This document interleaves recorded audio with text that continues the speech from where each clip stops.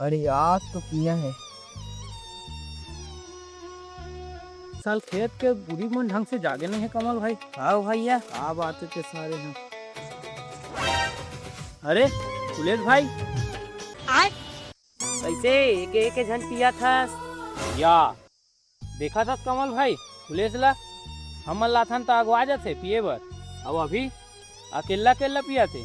हाँ खुलेश भाई ये ठीक नहीं है, गद्दारी है अमन साथ। हाँ ऐसा ही नहीं है भाई। अरे नहीं भाई सन बात नहीं है यार, तुम गलत समझत हो। अरे नहीं भाई ऐसा नहीं हो सके। हमार रात रहते अकेला पीवे जी, तोला अकेला पियल नहीं देन हमन। एला झन पीगा मोर बात ला एक बार सुन। नहीं नहीं नहीं मैं पीहूँ आज। रुको जरा सबर करो।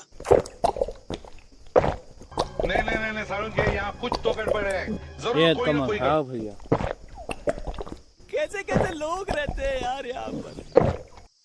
अब बता भाई कब आते तेला। अब काला बताओ सबोल तो पीट रहे हो तुम। अरे बता ना जी कब आते तेला। जानथो आज मोर 12वीं का रिजल्ट है इस तेला। अच्छा वही खुशी में पियत रहेगा जीते हैं। खुशी तब होती ना जब मैं पास होए रहते हो।